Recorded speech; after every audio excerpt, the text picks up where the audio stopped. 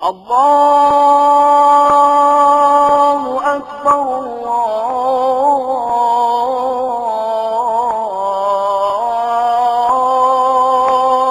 أكبر الله أكبر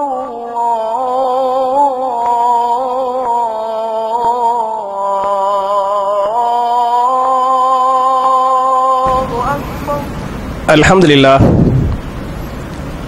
لله نحمده ونستعينه ونستغفره ونؤمن به ونتوكل عليه ونعوذ بالله من شرور أنفسنا ومن سيئات أعمالنا من يهده الله فلا مضل له ومن يضلل فلا هادي له وأشهد أن لا إله إلا الله وحده لا شريك له وأشهد أن محمدا عبده ورسوله اللهم صل على محمد وعلى آل محمد كما صليت على إبراهيم وعلى آل إبراهيم إنك حميد مجيد اللهم بارك على محمد وعلى آل محمد كما باركت على إبراهيم وعلى آل إبراهيم إنك حميد مجيد أعوذ بالله من الشيطان الرجيم بسم الله الرحمن الرحيم سبحان الذي أسرى بعبده ليلا من المسجد الحرام إلى المسجد الأقصى قال رسول الله صلى الله عليه وسلم بلغوا عني ولو آية رواه البخاري. கண்ணியத்திற்குரிய சகோதர சகோதரிகளே, அல்லாஹ்வுடைய ஆலயத்தில் மார்க்கத்தின் முக்கியமான கடமையை நிறைவேற்றுவதற்காக நாம் எல்லாம் இங்கே ஒன்று கூறுகிறோம். இப்படிப்பட்ட நல்ல சந்தர்ப்பத்தில் தொடர்ச்சியாக சில வாரங்களாக பாலஸ்தீன வரலாறு என்ற தலைப்பில் பல்வேறு விஷயங்களை நாம் பார்த்த வண்ணமாக இருக்கிறோம். அந்த வரிசையில் மஸ்ஜிதுல் அக்ஸா என்று சொன்னால் அதனுடைய பொருள் என்ன என்பதை பற்றியும், மஸ்ஜிதுல் அக்ஸா என்று சொல்லப்படக்கூடிய அந்த பள்ளிவாசல் கோல்டு கலர்ல ஒரு டூமை போட்டு வச்சுக்கிறாங்களே, அது என்று மக்களை, முஸ்லிம் மக்களை, யூத மக்கள், யூத மீடியாக்கள் ஏமாத்துகிறது. அதற்கு பெயர் மஸ்ஜிதுல் அக்ஸா அல்ல, அது குப்பத்து சஹரா. அங்கிருந்து 60 கிலோமீட்டர் தாண்டித்தான் மஸ்ஜிதுல் அக்ஸா இருக்கிறது. அந்த டூம் இருக்குது, அதுக்கு கீழே வெறுமனே ஒரு பாறை மட்டுமே இருக்கிறது என்பது போன்ற வரலாற்று செய்திகளை பார்த்திருக்கிறோம். அது மாதிரி இஸ்லாமிய இரண்டாவது கலீஃபா உமர் பின் கத்தாப் ரலியல்லாஹு அன்ஹு அவங்களுடைய ஆட்சி காலத்தில் பாலஸ்தீனம் ரோமிலிருந்து கைப்பற்றப்பட்டு மஸ்ஜிதுல் அக்ஸாவுக்கு அவங்க போனாங்க என்பது போன்ற வரலாற்று செய்திகளை பார்த்திருக்கிறோம். அப்ப இரண்டாவது கலீஃபா உமர் பின் கத்தாப் ரலியல்லாஹு அன்ஹு பாலஸ்தீனத்தை கைப்பற்றினாங்களே, அந்த மஸ்ஜிதுல் அக்ஸாவுடைய அந்த இடத்துக்கு போனாங்களே, அதிலிருந்து ஏறக்குறைய 400 ஆண்டுகள் மஸ்ஜிதுல் அக்ஸா முஸ்லிம்களுடைய கைகளில் நீடித்திருந்தது. 1-2 நாட்கள், 1-2 ஆண்டுகள் அல்ல, 400 ஆண்டுகள் யார் கையில் இருந்தது? நம்முடைய கையில இருந்தது. ஹலீஃபாக்குடைய ஆட்சியாக இருந்தாலும் சரி, ஹலீஃபாக்களுக்கு பிறகு பனு உமையா என்று சொல்லக்கூடிய உமையாவுடைய குடும்பத்தவர்கள் 92 ஆண்டுகள் ஆட்சி செய்தாங்களே, அந்த பனு உமையாவுடைய ஆட்சியாக இருந்தாலும் சரி, பனு உமையாவுக்கு பிறகு பனு அப்பாசியாக்கள் ஏறக்குறைய 300 ஆண்டுகள் ஆட்சி பண்ணாங்களே, இந்த ஏறக்குறைய 400 ஆண்டுகள் மஸ்ஜிதுல் அக்ஸா யாருடைய கையில் இருந்தது? முஸ்லிம்களாகிய நம்முடைய கையிலே இருந்தது என்பதை ஏற்கனவே பார்த்திருக்கிறோம். இந்த மஸ்ஜிதுல் அக்ஸா எப்போது ரோம் மறுபடியும் கைப்பற்றுகிறது என்று சொன்னால், இந்த பனு அப்பாசியாவுடைய காலகட்டத்தில் முஸ்லிம்கள் ஒன்றுபட்டிருந்தாங்களே, அதுல முஸ்லிம்களுக்கு மத்தியில் பிரச்சனை ஏற்படுகிறது. இன்றைக்கு எப்படி பல்வேறு பிரிவுகளாக, பல்வேறு இயக்கங்களாக, அமைப்புகளாக, ஜமாத்துகளாக இஸ்லாமிய சமுதாயம் உடைந்து போய்விட்டதோ, அதுபோன்று அன்றைய காலகட்டத்தில் ஒரே கலீஃபாவுக்கு கீழே இருந்த மக்கள் 3ஆக உடைந்து போனார்கள். ஒரு பக்கம் பனு உமையா என்று சொல்லக்கூடிய உமையாவுடைய, அதாவது நீங்கள் தெளிவாக சொல்வது என்று சொன்னால் மிஸ்ர் மாதிரி நாட்டில், எகிப்துல, அதே மாதிரி சிரியாவுல ஃபாத்திமியாக்களுடைய ஆட்சி காலம். ஃபாத்திமா யாரு? ஷியாக்கள். அவ மிஸ்ர் போன்ற நாடுகள், சிரியாக்கல்ல, சிரியாவுல இந்த ஃபாத்திமியாவுடைய ஆட்சிகள், அதுபோன்று ஸ்பெயின் போன்ற நாடுகள்ல பனு உமையாவுடைய ஆட்சி, அதே போன்று வடக்கு திசைகள் பார்த்தால் பனு அப்பாசியாவுடைய ஆட்சி. அப்ப முஸ்லிம்கள் மூன்றாக உடைந்து போனார்கள். பனு உமையா என்றும் பனு அப்பாசியா என்றும் ஃபாத்திமியாக்கள் என்றும் மூன்றாக உடைந்து போய் பலவீனப்பட்டு போன காரணத்தால் அந்த சந்தர்ப்பத்தை ரோம் பயன்படுத்திக் கொண்டது. ரோம் பயன்படுத்திக் கொண்டு 1070வது ஆண்டு மறுபடியும் ரோம பேரரசு படையெடுத்து வந்து பாலஸ்தீனத்தை மீண்டும் கைப்பற்றியது. மஸ்ஜிதுல் அக்ஸாவிற்கு முஸ்லிம்கள் நுழைய முடியாமல் தடை போட்டது என்கிற வரலாற்று செய்திகளை நாம் ஏற்கனவே போன வாரம் பார்த்திருக்கிறோம். அதுக்கு பிறகுதான் நம்ம முஸ்லிம்கள் நினைக்கிறாங்க, ஆகா ஒன்றுபட்டிருக்கிற போது மஸ்ஜிதுல் அக்ஸா நம்முடைய கையில் இருந்தது, மூன்றாக உடைந்த காரணத்தால் பலவீனப்பட்டு போய்விட்டோமே, ரோம் உள்ளே வந்து விட்டது என்ற காரணத்தால மறுபடியும் 3 பேர் ஒன்னா சேர்றாங்க. ஒன்னா சேர்ந்து அந்த மஸ்ஜிதுல் அக்ஸாவை கைப்பற்றுவதற்காக ஏறக்குறைய 28 ஆண்டுகள் போராட்டம், 28 ஆண்டுகளுடைய ரோமோடு செய்த போருக்கு பிறகு 1098ல என்ன பண்றாங்க, முஸ்லிம்களை வந்து மறுபடியும் கைப்பற்றுறாங்க என்பதை பார்த்திருக்கிறோம். இந்த 1098ல முஸ்லிம்கள் கைப்பற்றினாங்களே, அந்த காலகட்டத்தில் தான் முதல் சிலுவை போர் இந்த உலகத்தில் அறிமுகப்படுத்தப்பட்டது. ஐரோப்பிய நாட்டவர்கள் இந்த சிலுவை போர் 1-2 அல்ல, ஏறக்குறை 7-8 சிலுவை போர்களை நீங்கள் பார்க்கலாம். எல்லா சிலுவை போருக்கும் மைய காரணம் என்ன என்று சொன்னால், எது மூல காரணம்? பாலஸ்தீனத்தை கைப்பற்ற வேண்டும், மஸ்ஜிதுல் அக்ஸாவை கைப்பற்ற வேண்டும். அப்ப கிறிஸ்தவர்களை பொறுத்தவரை எந்த சிலுவை போராக இருந்தாலும் சரி, சிலுவை போருடைய நோக்கம் என்ன? பாலஸ்தீனத்தை கைப்பற்றுவது என்ற காரணத்தால அவங்க 1098ல சிலுவை போர் என்று அறிவித்து ஐரோப்பிய நாடுகள் படையெடுத்து வந்து 1099ல மறுபடியும் என்ன பண்ணாங்க, பாலஸ்தீனத்தை கைப்பற்றி கொண்டார்கள். இந்த 1099க்கு பிறகு என்ன நடந்தது என்று சொன்னால், ஏறக்குறைய 90 ஆண்டுகளாக மஸ்ஜிதுல் அக்ஸாவிற்கு யாரும் உள்ளே நுழைய முடியவில்லை. புனித ஸ்தலம் காபத்துல்லா எப்படி புனித ஸ்தலமோ, மஸ்ஜிது நபவி எப்படி புனித ஸ்தலமோ, அதுபோன்று மஸ்ஜிதுல் அக்ஸா என்ன புனித ஸ்தலமாக இருக்கிறது. திருமறை குர்ஆனிலே சுப்ஹானல்லதி அஸ்ரா பி அப்திஹி லைலன் மினல் மஸ்ஜிதில் ஹராம் இலல் மஸ்ஜிதில் அக்ஸா அல்லதி பாரக்னா ஹவுலஹு, எந்த அல்லாஹ் ரப்பல் ஆலமீன் இந்த அடியாரை மஸ்ஜிதுல் ஹராமிலிருந்து மஸ்ஜிதுல் அக்ஸாவிற்கு அழைத்து சென்றானே, அந்த அல்லாஹ் பரிசுத்தமானவன் என்று சொல்லிவிட்டு பாரக்னா ஹவுலஹு, அந்த மஸ்ஜிதுல் அக்ஸாவும் அதை சுற்றி உள்ள பகுதிகளும் புனித பகுதியாக பரக்கத் நிறைந்த பூமியாக இருக்கிறது என்று அல்லாஹ் பேசுகிறானே. இந்த பரக்கத் நிறைந்த பூமியில், பரக்கத் நிறைந்த பள்ளிவாசலில் 90 ஆண்டுகளாக ஒரு பாங்கு சொல்லப்படவில்லை, ஒரு தொழுகை நடத்தப்படவில்லை. அதற்கு என்ன காரணம் என்று சொன்னால், ரோம் காரணம் என்பது 2வது காரணம். முதல்ல நம்ம தான் காரணம். என்ன நம்ம காரணம்? நாம் ஒன்றுபட்டு இல்லை, நாம் பிரிந்து போய்விட்டோம். பிரிந்து போன காரணத்தால அதை ரோம் பயன்படுத்திக் கொண்டது என்பதை புரிந்து கொள்ள வேண்டும். இந்த காலத்தில் மிகச்சிறந்த ஒரு மாமேதை சலாஹுத்தீன் அய்யூபி ரஹிமஹுல்லாஹு அலைஹி, இந்த சலாஹுத்தீன் அய்யூபி ரஹிமஹுல்லாஹு அலைஹி அவர்கள் எப்ப பிறக்கிறாங்கன்னு சொன்னா 1137 அவங்களுடைய பிறந்தவுடைய வருஷம் என்னைக்கு? ஏறக்குறைய அவங்க கைப்பற்றி 40 ரோம் கைப்பற்றியது. ரோம் கைப்பற்றி ஒரு 38 ஆண்டுகளுக்கு பிறகுதான் யார் பிறக்கிறது? சலாஹுத்தீன் அய்யூபி ரஹிமஹுல்லாஹு அலைஹி அவங்க பிறக்கிறாங்க. அவங்க எந்த ஊர்ல பிறக்கிறாங்கன்னு சொன்னா, ஈராக்கில் இருக்கக்கூடிய திக்ரித் என்று சொல்லக்கூடிய சதாம் ஹுசைன் கேள்விப்பட்டிருப்போம் இல்லையா? சதாம் ஹுசைன் ஈராக்கில எந்த ஊரில் பிறந்தாரோ அதே ஊரில் யார் பிறந்தது? மாமேதை சலாஹுத்தீன் அய்யூபி ரஹிமஹுல்லாஹு அலைஹி அவர்கள். அவங்க மிகப்பெரிய மார்க்க அறிஞர், மிகப்பெரிய மேதை, மிகப்பெரிய வீரர் என்பதை புரிந்து கொள்ள வேண்டும். இவங்க அதே ஊர்ல கிபி 1137ல இவங்க பிறக்கிறாங்க. இவங்க பிறந்த காலகட்டத்தில் அன்றைக்கு இருக்கக்கூடிய அந்த எகிப்து, சிரியா, ஈராக்கு, ஈரானு எல்லாம் ஏறக்குறைய ஒரே நாட்டை போன்றிருக்கிறது. இந்த நாட்டுக்கு யாரு தளபதி, யார் அதிபர் என்று சொன்னால் இமாதுத்தீன் என்று சொல்லக்கூடிய பெரிய ஒரு அறிஞர். இந்த இமாதுத்தீன் ஒரு மன்னராக இருக்கிறாரே, அந்த காலத்தில் யார் பிறக்கிறது? சலாஹுதீன் பிறக்கிறாங்க. இமாதுத்தீனும் என்ன செய்தார் என்று சொன்னால், மறுபடியும் நாம் பலஸ்தீனத்தை கைப்பற்ற வேண்டும், பலஸ்தீனத்துக்குள்ள போய் மஸ்ஜிதுல் அக்ஸாவுக்குள்ள போகணும், நானே என்ன செய்யறேன் அங்க போய் ஜுமா தொழுவைக்கிறேன் என்று மன்னராக இருந்த இமாதுத்தீன் ரஹிமஹுல்லாஹ் அவர்கள் எவ்வளவோ பாடுபட்டாங்க. என்ன பண்ண முடியல, பள்ளிவாசலுக்குள்ள போக முடியல.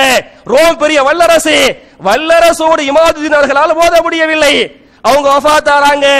அவங்களுடைய மௌத்துக்கு பிறகு இமாதுத்தீன் செய்த மகத்தான சேவை என்ன என்று சொன்னால், மறுபடியும் பலஸ்தீனத்தை கைப்பற்ற வேண்டும் என்று சொன்னால், மஸ்ஜிதுல் அக்ஸாவிற்கு முஸ்லிம்கள் செல்ல வேண்டும் என்று சொன்னால், அதுக்கு ஒரே வழி முஸ்லிம்கள் ஒன்றுபட வேண்டும் என்ற காரணத்தால ஏறக்குறைய பல்லாண்டு காலமாக பல நாடுகளுக்கு இவங்க பிரயாணம் பண்ணுவாங்க. பிரயாணம் பண்ணக்கூடிய நோக்கம் என்ன என்று சொன்னால், முஸ்லிம்களை ஒன்றுபடுத்த வேண்டும். ரோமோடு மோதன பெரிய வல்லரசு, நம்ம எல்லாம் மோத முடியாது, எல்லா முஸ்லிம்கள் சேர்ந்தால் சக்தியாக மாறிவிடும் என்ற காரணத்தால இமாதுத்தீன் அவர்கள் பல நாடுகளுக்கு போய் முஸ்லிம்களை ஒன்று திரட்ட முடிந்ததே தவிர என்ன செய்ய முடியவில்லை, பலஸ்தீனத்துக்குள்ள போக முடியல. அந்த காலகட்டத்தில் இமாதுத்தீன் அவர்கள் ரோம மக்களால் கொல்லப்படுறாங்க, ஷஹீதாக்கப்பட்ட பிறகு இவருடைய மகனாக இருக்கக்கூடிய இமாதுத்தீனுடைய மகனாக இருந்த நூருத்தீன் ஜக்கி இமாதுத்தீன் ஜக்கி நூருத்தீன் ஜக்கி இங்க வாங்க. இந்த நூருத்தீன் ஜக்கி என்ன பண்றாரு, தளபதிக்கு பதவிக்கு வர்றாரு. இவங்களுடைய ஆட்சி காலத்திலேயே இவங்களும் முஸ்லிம்களை ஒன்றுபடுத்த பண்றாங்க, பாடுபடுறாங்க. இந்த காலகட்டத்தில் நூருத்தீன் அவர்கள் மன்னராக இருந்தாங்களே, அப்பதான் சலாஹுத்தீன் வந்து பிறக்கிறாரு. சலாஹுத்தீன் பிறந்து படிப்படியாக வளர்ந்து சலாஹுத்தீன் அய்யூபியுடைய முதல் வேலை என்ன என்று சொன்னால், இந்த நூருத்தீன் ஜக்கி இருந்தாங்களே, இவங்களுடைய ராணுவத்தில் போய் ஒரு சாதாரண ஒரு ராணுவ வீரராக போய் சேர்கிறார். இவங்களுடைய நோக்க லட்சியமே பலஸ்தீனத்தை கைப்பற்ற வேண்டும், மஸ்ஜிதுல் அக்ஸாவை கைப்பற்ற வேண்டும். நான் மஸ்ஜிதுல் அக்ஸாவிற்கு சென்று ஜுமா தொழுகை நடத்த வேண்டும். பெரிய ஒரு ஆலிம், பெரிய ஒரு அறிஞர், பெரிய ஒரு ஹாஃபிஸ். அப்ப நான் போய் என்ன செய்யறேன், மஸ்ஜிதுல் அக்ஸாவுல போய் ஜுமா தொழுகை நடத்தனே என்கிற வேகம் வருகிறது. அதற்கு முதல் கட்டமாக நான் ராணுவ வீரராக சேர்கிறேன் என்று நூருத்தீனுடைய அந்த ராணுவத்திலே சேர்ந்து ராணுவ வீரராக சேர்றாங்க. அவருடைய திறமையின் காரணத்தால், சலாஹுத்தீனுடைய திறமையின் காரணத்தால் படிப்படியாக முன்னேற்றம், படிப்படியாக பதவி உயர்வு. எந்த அளவுக்கு பதவி உயர்வு என்று சொன்னால், சாதாரண ஒரு ராணுவ வீரர் ஒரு கட்டத்தில் ராணுவ தளபதியாக ஆக்கப்படுகிறார். யாருடைய ஆட்சி காலத்தில்? நூருத்தீன் ஜக்கியுடைய ஆட்சி காலத்தில் ராணுவ தளபதியாக இருந்த ராணுவ வீரராக இருந்த ஒருவர் படிப்படியாக ராணுவ தளபதியாக ஆக்கப்படுகிறார். இப்படி ஆக்கப்பட்டு ஒரு கட்டத்தில் இவர் ராணுவ தளபதியாக அல்ல, நூருத்தீன் எப்ப வஃபாத் ஆறாங்களோ, நூருத்தீன் வந்து வஃபாத் ஆனவனையே கிபி 1169 கிபி 1169 நூருத்தீன் வஃபாத் ஆறாங்களே, நூருத்தீன் மௌத்தா போனவனையே அடுத்த மன்னரும் யாரு? இந்த சலாஹுத்தீன் அய்யூபி. அவர்தான் தளபதி, அவர்தான் அதிபராக இருக்கிறார். அப்ப அதிபராக இருக்கக்கூடிய காரணத்தால, அதே மாதிரி தளபதியாக இருந்த காரணத்தால இவங்க தளபதியானாங்களே. தளபதியாக ஆகிற போது, மன்னராக ஆகிற போது இவங்களுடைய வயசு எத்தனைன்னு சொன்னா வெறும் 32 வயசு. சரியா?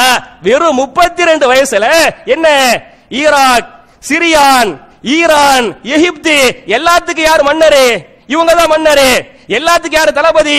இந்த சலாஹுத்தீன் அய்யூபி ரஹிமஹுல்லாஹு அலைஹி இவங்க தான் தளபதி. வெறும் வயசு 32. இவங்களுடைய நோக்கம், லட்சியம் என்ன? நான் மறுபடியும் மஸ்ஜிதுல் அக்ஸாவை கைப்பற்ற வேண்டும் என்பது லட்சியம். இதற்காக இவங்க வந்து மன்னராக ஆனவுனையுமே உடனே போய் போர் செய்யல. 1199 வந்து ஆகுறாங்க. 99 மன்னராக ஆகி இவங்க ரோமோட எப்ப போருக்கு போறாங்கன்னு சொன்னா 1187. அப்ப ஏறக்குறைய 20 ஆண்டுகள். 99, 69, 79, 87, 18 ஆண்டுகள். 18 ஆண்டுகளுக்கு பிறகு என்ன பண்றாங்க? இவங்க போய் ரோமோடு மோதுறாங்க. இந்த 18 ஆண்டுகளாக அவர் செய்த சேவை என்ன என்பதை அவங்களே சலாஹுத்தீன் அய்யூபியே சொல்றாங்க. நான் ஏன் நேரடியா போய் உடனே போருக்கு போகல, இந்த 18 ஆண்டுகள் காலக்கெடுவை நான் ஏன் எடுத்துக்கொண்டேன் என்பதை சலாஹுத்தீன் அய்யூபே சொல்றாங்க. இந்த 18 ஆண்டுகளில் நான் 3 வேலைகளை செய்தேன்.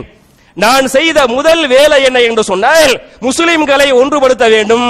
சாதாரண கருத்து வேறுபாடுகள், சின்னஞ்செறிய கருத்து வேறுபாடுகள் காரணமாக சிதறுண்டு இருந்து விட்டால் கியாமத்து வரை மஸ்ஜிதுல் அக்ஸாவுடைய கையிலே கிடைக்காது.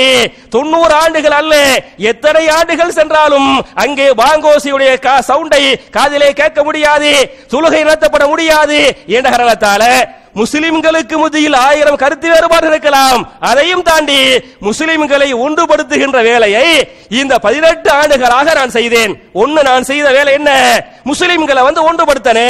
இது நான் செஞ்ச முதல் வேலை.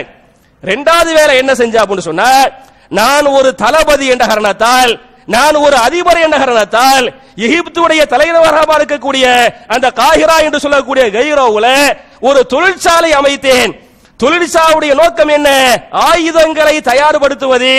ஆயுதம் இல்லாமல் போர் செய்ய முடியாது, அதிலும் ரோமோடு மோத முடியாது, வெறுமனை ஒற்றுமை பத்தாது. முதலில் ஒற்றுமைப்படுத்த வேண்டும். இரண்டாவது என்ன வேணும்? ஆயுதம் வேணும், நமக்கு தொழிற்சாலை வேணும் என்று சொல்லி தொழிற்சாலை உருவாக்கி 18 ஆண்டுகளாக நாங்கள் ஆயுதங்களை தயார் செய்தோம். ஆயுதங்களை தயார் செய்தது மாத்திரம் அல்ல, அந்த 18 ஆண்டுகளாக கல்வியை மக்களுக்கு நாங்கள் கொடுத்தோம். நிறைய பள்ளிக்கூடங்கள், நிறைய கல்லூரிகள் கல்வி வேணுமா இல்லையாங்க? அவ ஒன்னாவது கல்வி, இரண்டாவது என்ன? ஆயுத தயாரிப்பு, மூணாவது என்ன? முஸ்லிம்களை ஒன்றுபடுத்துவது. இந்த மூணும் இருந்தா தான் ரோமோடு மோத முடியும். ரோமோடு மோதி ரோம வீழ்த்தி என்ன செய்ய முடியும்? மஸ்ஜிதுல் அக்ஸாவுக்குள்ள போக முடியும். அப்ப என் அருமை சகோதரர்களே, எப்படி யோசிச்சு பார்க்கறாங்க பாருங்க. இன்னைக்கு எத்தனையோ அமைப்புகள், எத்தனையோ இயக்கங்கள், எத்தனையோ ஜமாத்துகள், நோக்கம் என்ன? நம்ம எப்படி பதவிக்கு வருவது, எப்படி காசு பணங்களை சம்பாதிப்பது என்கிற நோக்கில் போய் கொண்டிருக்கிறது தவிர இந்த சலாஹுதீன் அய்யூபியுடைய இந்த கவலை இன்றைக்கு நமக்கு இருக்கிறதா? இவங்களுடைய ஆட்சி காலத்துல மஸ்ஜிதுல் அக்ஸா ரோம் கையில் இருந்தது, இன்னைக்கு யார் கையில் இருக்குது?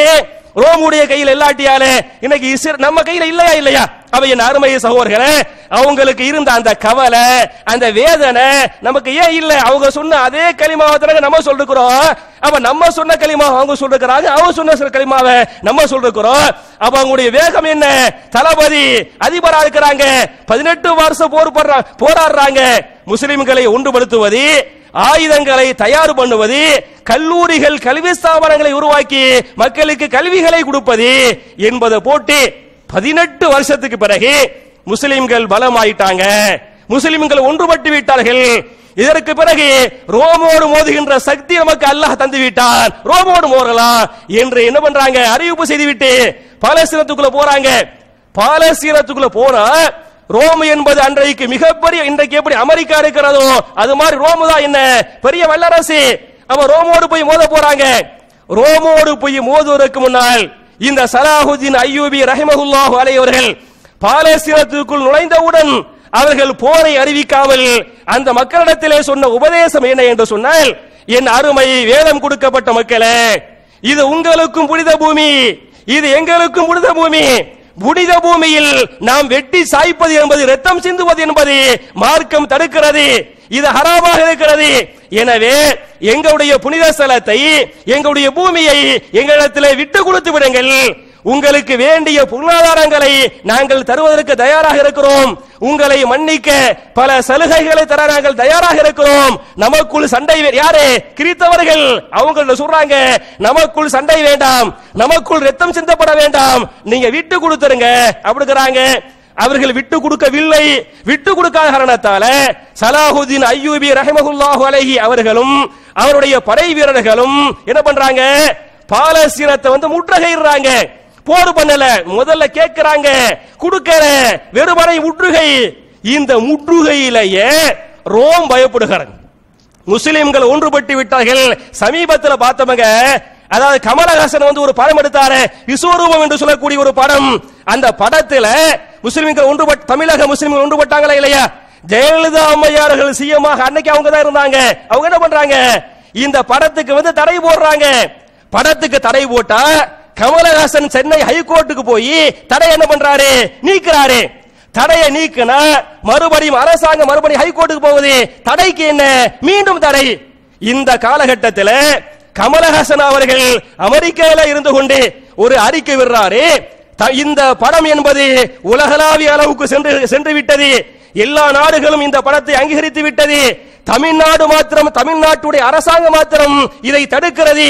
ஒரு சின்ன ஒரு குழுவுடைய எதிர்ப்பின் காரணத்தால் அரசாங்கமே அஞ்சுவதா, அரசாங்கம் தடை போடுவதா என்று கமலஹாசன் சொன்னாரா இல்லையா? அதற்கு முதலமைச்சர் அம்மையார்கள் சொன்ன பதில் இன்னைக்கு எனக்கு ஞாபகத்தில் இருக்குது. அவங்க சொன்னாங்க, சின்ன ஒரு குழு அல்ல, இதற்கு பின்னால் இயக்கம் அல்ல, சமுதாயம் ஒன்றுபட்டு விட்டது. நான் டிவில கேட்டேன், அந்த அம்மா சொல்றாங்க, ஒரு இயக்கம் இருக்கவில்லை, சமுதாயம் ஒன்றுபட்டு விட்டது. சமுதாயம் ஒன்றுபட்டு விட்டால் சட்ட ஒழுங்கு கெட்டு போய்விடலாம். சட்ட ஒழுங்கை கெட்டு போகாமல் பாதுகாப்பது என் கடமையாக இருக்கிறது என்று அந்த அம்மையார் சொன்னாங்க. அது மாத்திரமல்ல, அன்றைக்கு இருந்த மத்தியில் இருந்த காங்கிரஸ் அரசாங்கம், சுசில்குமார் சிண்டே அன்றைக்கு மத்திய உள்துறை அமைச்சராக இருக்கிறார். சுசில்குமார் சிண்டே என்ன சொல்றாரு அப்படின்னு சொன்னா, கமலஹாசனுக்கு சார்பா என்ன சொல்றாரு, பேட்டி கொடுக்கிறாரு. அதாவது படம் வெளியிடுறாங்க, அவங்களுக்கு சென்சார் போர்டு இருக்குது மத்திய அரசாங்கம் கண்ட்ரோல்ல. சென்சார் போர்டுடைய உத்தரவுக்கு பிறகு மாநில அரசு தலையிடுவது சட்டவிரோதம் சொன்னது யாரு? மத்திய உள்துறை அமைச்சர் அன்றைக்கு சொன்னார். சென்சார் போர்டுடைய அனுமதிக்கு பிறகு மாநில அரசு தலையிடக்கூடாது, தலையிடுவது சட்டவிரோதம் என்று மத்திய அரசு சொன்னது. அதற்கு மாநில அரசு சொன்னது அல்ல, சட்ட ஒழுங்கு என்பது மாநில அரசின் கையில் இருக்கிறது, சட்ட ஒழுங்கை பாதுகாப்பது என் கடமை, தடைக்கு தடைதான் என்று அந்த அம்மையார் சொல்லிவிட்டு சொன்ன காரணம் என்ன? சமுதாயம் ஒன்றுபட்டு விட்டது. அப்ப என் அருமை சகோதரர்களே, என் அருமை தாய்மார்களே, நாம் ஒன்றுபட்டு விட்டால் யாரையும் வீழ்த்த முடியும். நமக்கென்று ஒரு இஸ்ஸத்தை, நமக்கென்று ஒரு கண்ணியத்தை அல்லாஹ் தந்திருக்கிறான். அப்ப அவங்களுக்கு அவங்க கொடுத்தாரா இல்லையா? சஹாபாக்கள் உஹது போர்ல போய், பத்ர் போர்ல போய் ஜெயிச்சாங்களே, ஏன் ஜெயிச்சாங்க? ஒன்றுபட்டு நின்றாங்க. அப்ப இந்த சலாஹுதீன் அய்யூபி ரஹிமஹுல்லாஹ் அலைஹிகள் இதையெல்லாம் படிச்சுக்கிறாங்க. இதையெல்லாம் படிச்சு ஒன்றுபடனே, ஆயுதத்தை தயார் பண்ணனே, மக்களுக்கு ஒழுங்கான கல்வியை கொடுக்கனே என்று கொடுத்து முதல்ல போய் வாங்க எங்கள்கிட்ட கொடுத்துருங்கிறாங்க. அரசாங்கம் கொடுக்கல, முற்றுகையிடுறாங்க. முற்றுகையிட்டவனின் சின்ன ஒரு போர், சும்மா ரோம் கொடுத்துட்டு போகல, ஒரு போர் செய்தது. நிக்கிறாங்க முஸ்லிம்கள் அல்லாஹு அக்பர் என்று ஒரே சப்தம், பயங்கரமான ஒரு போர் கொஞ்ச நேரம் நடக்கிறது. அந்த போரில் ரோம் புரிந்து கொண்டது, சலாஹுத்தீனை வீழ்த்த முடியாது, முஸ்லிம்கள் ஒன்றுபட்டு விட்டார்கள். இதற்குரிய ஒரே வழி என்ன என்று சொன்னால், சிலுவை படைகளை பின்தங்க வைப்பது, அந்த பாலஸ்தீனத்தை சலாஹுதீனுடைய அய்யூபுடைய கையிலே கொடுப்பது என்று ரோம பேரரசு ஏற்றுக்கொண்டு ஒப்பந்தம் போட்டு என்ன பண்ற? இதே மாதிரி வெள்ளிக்கிழமை ஜும்மா இறங்க, வெள்ளிக்கிழமை ஜும்மா நேரத்தில் ரோம் கீழே இறங்கி வருகிறாரு. வல்லரசு அமெரிக்கா மாதிரி வல்லரசு, அமெரிக்கா மாதிரி வல்லரசு கீழே இறங்கியது. ஏன் இறங்குச்சு? முஸ்லிம்கள் ஒன்றுபட்டார்கள் என்று இறங்கிய பிறகு சலாஹுத்தீன் அய்யூபி ரஹிமஹுல்லாஹ் அலைஹிகள் 90 ஆண்டுகளுக்கு பிறகு மஸ்ஜிதுல் அக்ஸாவில் உள்ள வர்றாங்க. உள்ளே வருகிற போது சில வசனங்களை ஓதுகிறார்கள். கம் தரகு மின் ஜன்னாத்தி வயூன் வ ஸுருஇன் வ மகாமின் கரீம் வ நிஅமத்தின் கானூ ஃபீஹா ஃபாகிஹீன் கதாலிக வஅவ்ரதனாஹா கௌமன் ஆகரீன் ஃபமா பகத் அலைஹிமுஸ் ஸமாஉ வல் அர்து வ மா கானூ முன்வரீன். எத்தனையோ செல்வங்களை, எத்தனையோ தோட்டங்களை, எத்தனையோ நீரூற்றுகளை இவர்கள் எல்லாம் விட்டு ஓடிவிட்டார்கள். எல்லாத்தையும் விட்டுட்டு என்ன பண்ணிட்டாங்களா? ஓடி போய் விட்டார்கள். ஃபமா பகத் அலைஹிமுஸ் ஸமாஉ வல் அர்து, அவர்களுக்காக வானமோ பூமியோ கவலைப்படவில்லை, வானங்களோ பூமியோ அழவில்லை என்கிற ஏற்கனவே அருளப்பட்ட வசனங்கள். இந்த வசனத்தை சலாஹுத்தீன் அய்யூபி ரஹிமஹுல்லாஹ் அலைஹிகள் எப்போதுறாங்க? இது மாதிரி வெள்ளிக்கிழமைங்க 90 வருஷத்துக்கு பிறகு மஸ்ஜிதுல் அக்ஸாவுல போய் இந்த ஆயத்தை ஓதிக்கிட்டு அவங்களுடைய நோக்கம் என்ன? நான் உள்ள போகனே, சமுதாயம் ஈஸியாக உள்ளே வர வேண்டும், அங்கே போய் தொழுவனே ஆசைப்பட்டாங்களே, முயற்சி பண்ணாங்களே. அதுவும் தொலைநோக்கு சிந்தனை, அவசரப்பட்ட முடிவுக்கு வரல. அவங்க ராணுவ தளபதியாக இருந்து, வீரனாக இருந்து, தளபதியாக இருந்து, அதிபராக இருந்து படிப்படியா என்ன பண்றாங்க? அவங்களுடைய நோக்கத்தை நிறைவேற்றினாங்களா இல்லையா? அப்ப என் அருமை சகோதரர்களே, அப்ப நமக்கு இது தரக்கூடிய பாடம் என்ன என்று சொன்னால், முஸ்லிம்கள் ஒன்றுபட்டால் தான் இது மாதிரியான ஒண்ணுமில்ல பாபர் மசூதி இல்லையா, இன்னைக்கு சுப்ரீம் கோர்ட் இழுத்தடிக்கிறது. ஏன் இழுத்தடிக்குது? நம்ம எல்லாம் ஒன்னா சேர்ந்த இன்னைக்கு ஏறக்குறைய நீதிமன்றங்கள் எல்லாம் அரசியல் எல்லாத்துல என்ன, நான் இன்ஷா அல்லாஹ் இதை தொடர்ச்சியா நான் பேசுவேன். பாபர் மசூதி வழக்குல அலகாபாத் உயர் நீதிமன்றம் என்ன தீர்ப்பு சொன்னது? அத 3 பிரிக்க சொன்னாங்களா இல்லையா? இது ஒரு அரசியல் சதி. இந்த சதி எங்க இருந்து வந்த? இஸ்ரேலுடைய சதி. இது எங்க இருந்து வந்துச்சு? அப்ப எப்ப கமிஷன் போட்டாங்க? அந்த இஸ்ரேல் உள்ளே வந்துச்சு. அப்ப யாரை வச்சு கமிஷன் போட்டாங்க? அவங்க எப்படி 3 உடைச்சாங்க? அந்த செய்தி எப்படி இங்க வந்து இந்த மாதிரி தீர்ப்பு சொன்னாங்க என்பதெல்லாம் அவங்கள நம்முடைய எதிரிகள் யாரோ அவங்க எல்லாம் கரெக்டா திட்டமிட்டு காய நகர்த்துறாங்க. நம்ம என்ன இல்ல, நம்ம உணர்ச்சி வசப்படுகிறோமே தவிர சொல்லத்தக்க நாலேஜ் இல்ல, சொல்லத்தக்க அறிவு இல்ல. எதுக்கெல்லாம் சண்டை? எந்த ஒரு ரமலான் மாசம் என்று வந்து விட்டாலே 8 சண்டை வருதா இல்லையாங்க? தராவிக தொழுகிறதுல 8 20 தொப்பி போடணுமா கூடாதா, விரல அசைக்கணுமா வேண்டாமா, யார் நீதிபதி? ஒரு ராமசாமி கந்தசாமி போலீஸ் இன்ஸ்பெக்டர் ஒரு நீதிபதியிட்ட போய் தீர்ப்பு வாங்குறோமே, இதெல்லாம் அவர்களுக்கு சாதகம். அவங்களுடைய நோக்கம் என்ன? நம்மள ஒன்றுபட்டு விடக் கூடாது, பிரித்தாலும் சூழ்ச்சி. அதுல அவங்க சரியா இருக்கிறாங்க. அப்ப சலாஹுதீன் அய்யூபி எல்லாத்தையும் சேர்த்தனால 90 வருஷத்துக்கு பிறகு 1187ல என்ன பண்றாங்க? மஸ்ஜிதுல் அக்ஸாவை மீண்டும் கைப்பற்றுகிறார்கள். மீண்டும் கைப்பற்றி இந்த முதல் சிலுவை போருக்கு பிறகு ரோம் பேரரசு இங்க முஸ்லிம்களை தாறுமாறாக வெட்டி சாய்த்தது, பெண்களை கற்பழித்தது. ஆனால் சலாஹுதீனை பொறுத்தவரை என்ன அறிவித்தார் என்று சொன்னால், பலஸ்தீனத்துக்குள்ள போய் நபிகள் நாயகம் ஸல்லல்லாஹு அலைஹி வஸல்லம் மக்காவுக்கு அறிவிப்பு செஞ்சாங்களே, மதீனாவுக்கு மதீனாவுல மக்கா விரட்டப்பட்டுறாங்க, ஹிஜ்ரா பண்ணி போயிடுறாங்க. 8 வருஷம் முழுசா இருந்தாங்க மதீனாவுல. ஹிஜ்ரி 8வது வருஷம், ஹிஜ்ரி 8ல் மீண்டும் மக்காவுக்கு மக்காவை கைப்பற்றுறாங்களே. மக்காவை கைப்பற்றி விட்டு என்ன அறிவிப்பு செய்தார்களோ, லா தஸ்ரீப அலைக்குமுல் யௌம், உங்கள் மீது எந்த விதமான குற்றச்சாட்டுகளும் அல்ல, உங்களை நான் தண்டிக்க விரும்பவில்லை, நான் உங்களை பழிவாங்க விரும்பவில்லை. இதை யார் சொன்னது? நபி யூசுப் அலைஹிஸ்ஸலாம் அவர்கள் இல்லையா? அவருடைய சகோதரர்கள் சதி பண்ணி கிணத்துல தள்ளி விட்டாங்களே, படாது பாடுபட்டு படிப்படியாக முன்னேறி எகிப்துடைய மன்னராயிட்டாங்களே. எகிப்துடைய மன்னராக மாறிய பிறகு இவர்களுக்கு அல்லாஹ் வறுமையை சாட்டினானே, வறுமையின் காரணத்தால் யூசுப் நபிட்ட போய் கோரிக்கை வைக்கிறாங்களே. அப்ப யூசுப் நபிக்கு தெரியும் இவங்க தான் மேப்புடியாங்க, இவன் நம்மளை போட்டு சதி பண்ணி உள்ள தள்ளினாங்களே, இவங்க தான் அவருக்கு தெரியுது. இவங்களுக்கு இவர் தான் தம்பின்னு தெரியல. போனவனையும் கேட்கிறாங்க, உங்கள ஒரு ஆள் யூசுப் இருந்தாரு, அவர் என்ன ஆயிடுச்சு கேட்பாரு. அவங்க எல்லாம் கேட்பாங்க பயந்துகிட்டு, ஆண்ட யூசுப், நீங்க தான் யூசுஃபா கேட்பாங்க. ஆனா யூசுப் நானா யாரு? அந்த யூசுப் சொன்னாங்களா இல்லையா? சொன்னவனையே அந்த மக்கள் பதறி போவாங்க. பதறி போனவனை மன்னர் யூசுப் அலைஹிஸ்ஸலாம் மன்னராக இருக்கிறார், நினைத்தால் தண்டித்திருக்க முடியும், அதிகாரம் இருக்கிறது. அப்ப சொல்லுவாங்க, லா தஸ்ரீப அலைக்குமுல் யௌம் யக்ஃபிருல்லாஹு லீ வலக்கும், உங்கள் மீது எந்த விதமான குற்றச்சாட்டும் அல்ல, உங்களையும் என்னையும் அல்லாஹ் மன்னிப்பானாக. யூசுப் நபி சொன்னாங்களே, அதே வசனத்தை நபிகள் நாயகம் ஸல்லல்லாஹு அலைஹி வஸல்லம் மக்காவுடைய வெற்றிக்கு பிறகு சொல்றாங்க. ரசூல் ஸல்லல்லாஹு அலைஹி வஸல்லம் எந்த ஆயத்தை சொன்னாங்களோ அந்த ஆயத்தை சலாஹுதீன் அய்யூபி ரஹிமஹுல்லாஹு அலைஹி எப்ப சொல்றாங்க? பலஸ்தீனத்துடைய வெற்றிக்கு பிறகு இந்த ஆயத்தை சொல்லி மக்களை மன்னித்து விட்டார்கள் என்று சொன்னால், அப்ப என் அருமை சகோதரர்களே, இது தரக்கூடிய பாடம் என்ன? இந்த மாதிரி இவங்க பலஸ்தீனத்தை கைப்பற்றி ஏறக்குறைய 6 ஆண்டுகள் அவங்க அங்க இருந்து அவங்க எப்ப வஃபாத் ஆறாங்கன்னு சொன்னா, அதை கைப்பற்றியது கிபி 1187. சரியா? கைப்பற்றியது என்ன? கிபி 1187. அவங்க எப்ப வஃபாத் ஆறாங்கன்னு சொன்னா கிபி 1193. 87ல கைப்பற்றிடுறாங்க, 93ல மூத்தா போறாங்க. அப்ப 6 வருஷம் என்ன பண்றாங்க? அங்க இருக்கிறாங்க, அவங்க தான் துளு வைக்கிறாங்க, பல காரியங்களை அவங்க பண்றாங்க. அவங்க மூத்தா போகும்போது சுப்ஹானல்லாஹ், அவங்களுடைய வயசு எத்தனை என்று சொன்னால் வெறுமனை 57. வெறுமனை 57.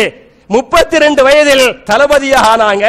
இவ்வளவு பெரிய புரட்சி சாதனையை பண்றாங்க. அது மட்டும் இல்ல, இவங்க வரலாறு படிச்சு பார்த்தியாலாக்க, இன்னைக்கு நம்ம எல்லாம் தாவா பண்றோமே, நம்ம பண்ணக்கூடிய தாவாவெல்லாம் ஒண்ணுமே இல்லை.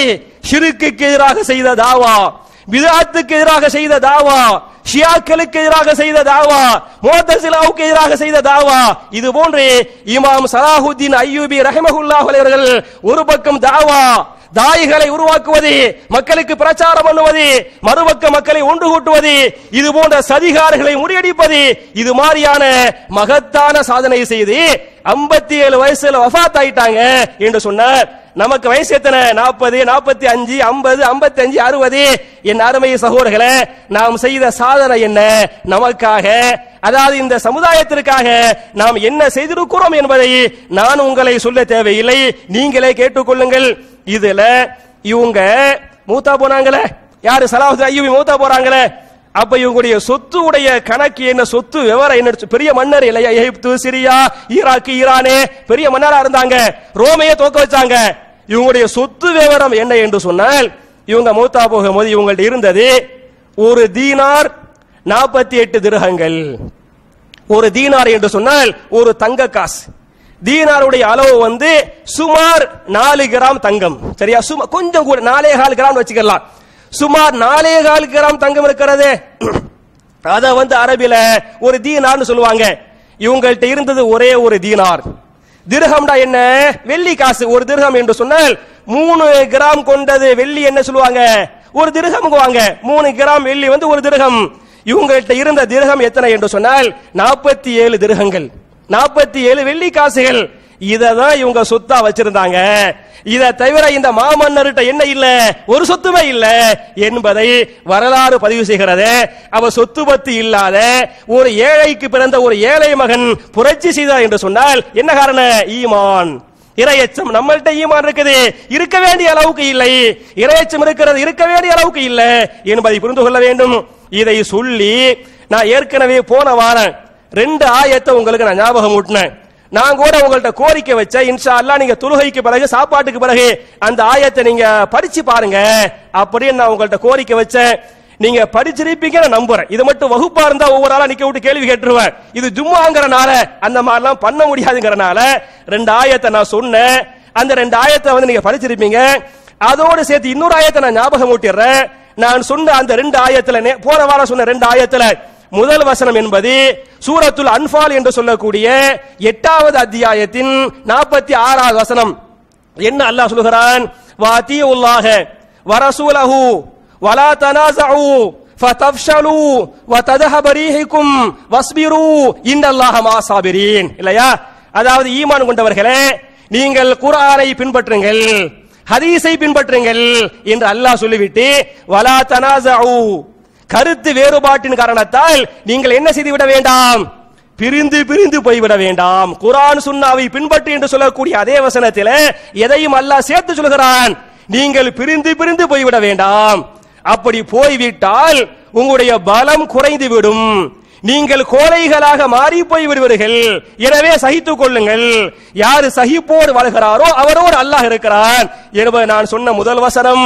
நீங்க மறுபடியும் படிச்சு பாருங்க. நீங்க தர்ஜுமா மட்டும் படிச்சு பார்க்காம தயவுசெய்து இப்னு கஸீர் இருக்கா இல்லையா, இப்னு கஸீரை பார்த்து தஃப்சீரோடு இன்ஷா அல்லாஹ் படிச்சு பாருங்க. 2வது ஆயத்து சூரா ஆல இம்ரான் என்று சொல்லக்கூடிய 3வது அத்தியாயத்தின் 139வது வசனம். அதில் அல்லாஹ் பேசுகிறான், வலா தஹினு வலா தஹஸனு வஅன்துமுல் அஅலவுன இன் குன்தும் முஃமினீன். நீங்கள் கவலைப்பட வேண்டாம். முஸ்லிம்களை பார்த்து அல்லாஹ் பேசுகிறான், முஸ்லிம்களே, ஈமான் கொண்ட மக்களே, நீங்கள் கவலைப்பட வேண்டாம், நீங்கள் பயப்பட வேண்டாம்.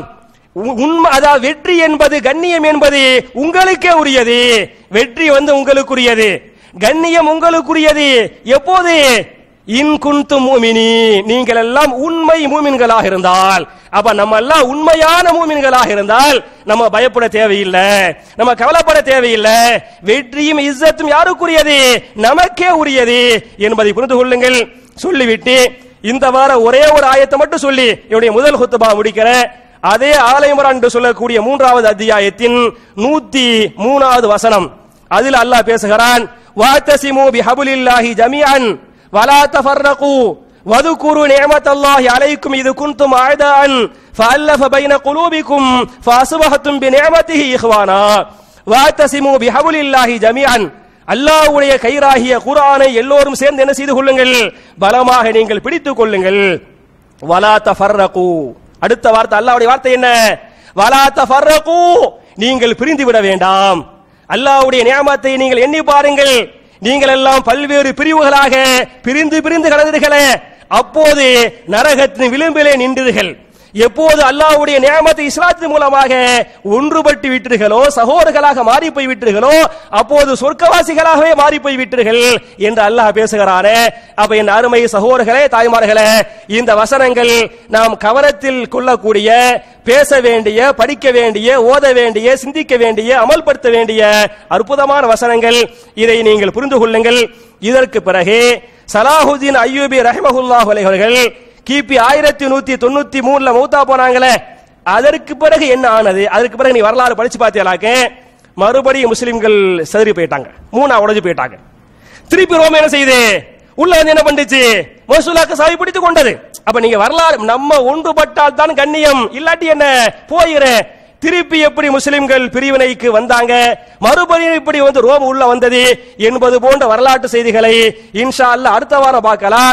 அப்ப என் அருமை சகோதரர்களே, தாய்மார்களே, இது போன்ற வசனங்களை நபிகள் நாயகம் ஸல்லல்லாஹு அலைஹி வஸல்லம் சஹாபாக்களுக்கு சொல்லும்போது சஹாபாக்குடைய உள்ளத்தில் இது போன்ற வசனங்கள் எப்படிப்பட்ட மாற்றத்தை, தாக்கத்தை, இறையச்சத்தை ஏற்படுத்தியதோ அப்படிப்பட்ட இறையச்சத்தை, அப்படிப்பட்ட மாற்றத்தை நம்முடைய உள்ளங்களிலும் அல்லாஹ் ஏற்படுத்துவானாக என துஆ செய்து முடிக்கிறேன். ரப்பனா ஆத்தினா ஃபித் துன்யா ஹஸனத்தன் வ ஃபில் ஆখিরাতি ஹஸனா வ கினா அஸாபன் நார்.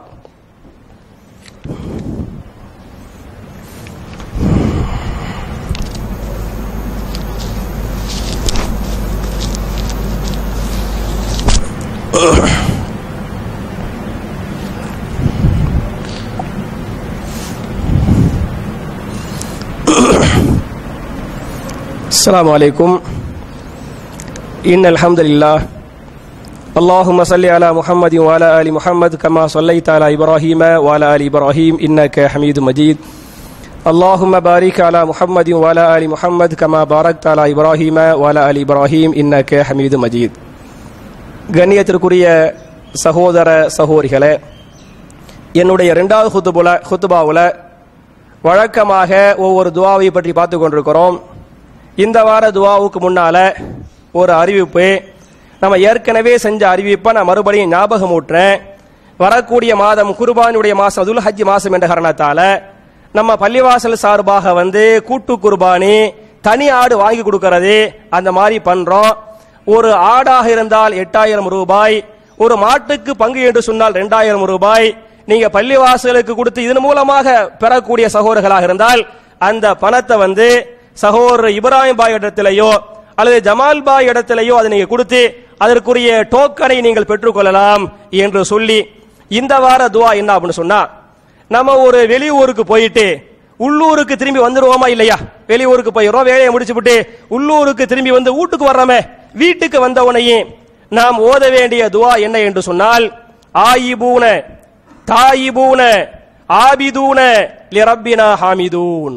சரியா? மெட்ராஸுக்கு போனோம், போயிட்டு திருச்சிக்கு வீட்டுக்கு வந்துட்டோம், வந்த உடனே ஆயிபூன தாயிபூன ஆபிதூன லிரப்பினா ஹாமிதூன் என்கிற துஆவை ஓத வேண்டும். இதற்குரிய அர்த்தம் என்ன என்று சொன்னால், அதாவது அல்லாஹ்விடத்தில் நான் தௌபா செய்தவனாக, அல்லாஹ்வை வணங்கியவனாக, அல்லாஹ்வை நான் புகழ்ந்தவனாக வீடு திரும்புகிறேன். சரியா? அல்லாஹ்ட்ட தௌபா செஞ்ச மாதிரி, அல்லாஹ் வணங்குற மாதிரி, அல்லாஹ்வை புகழ்ந்த நிலையில் நான் எங்க வந்துடுறேன்? வீட்டுக்கு வந்துடுறேன் என்கிற அழகான துஆ. நபிகள் நாயகம் ஸல்லல்லாஹு அலைஹி வஸல்லம் வெளியூருக்கு போய் வேலையை முடிச்சு வீட்டுக்கு வரும்போது ஆயிபூன தாயிபூன ஆபிதூன லிரப்பினா ஹாமிதூன் என்கிற துஆ ஓதுனாங்க, ஓத சொன்னாங்க என்கிற இந்த துஆவை இமாம் முஸ்லிம் ரஹிமஹுல்லாஹு அலைஹி தன்னுடைய சஹீஹ் முஸ்லிமின் 2612வது ஹதீஸாக இந்த ஹதீஸை பதிவு பண்றாங்க. அப்ப என் அருமை சகோதரர்களே, ரசூலுல்லாஹி ஸல்லல்லாஹு அலைஹி வஸல்லம் இது மாதிரியான நல்ல செய்திகளை, இது மாதிரியான துஆக்களை சஹாபாக்களுக்கு சொல்லும்போது சஹாபாக்கள் போட்டி போட்டு மனப்பாடம் பண்ணாங்களே, போட்டி போட்டு அமல் பண்ணாங்களே, அப்படி மனப்பாடம் செய்யக்கூடிய, அமல் செய்யக்கூடிய நன்மக்களாக நாம் அனைவரையும் அல்லாஹ் ஆக்கி நம்முடைய பாவங்களை மன்னித்து நம்முடைய இபாதத்துகளை எல்லாம் அல்லாஹ் அங்கீகரித்து நாளை மறுமையிலே மிக உயர்ந்த சொர்க்கமாகிய ஜன்னத்துல் ஃபிர்தௌஸில நாம் அனைவரையும் அல்லாஹ் ஒன்று சேர்த்து வைப்பானாக என துஆ செய்து முடிக்கிறேன். அல்லாஹும்ம அஇஸ்ஸல் இஸ்லாம வல் முஸ்லிமீன் وأذل الشرك والمشركين ربنا آتنا في الدنيا حسنة وفي الآخرة حسنة وقنا عذاب النار وآخر دعوانا أن الحمد لله رب العالمين.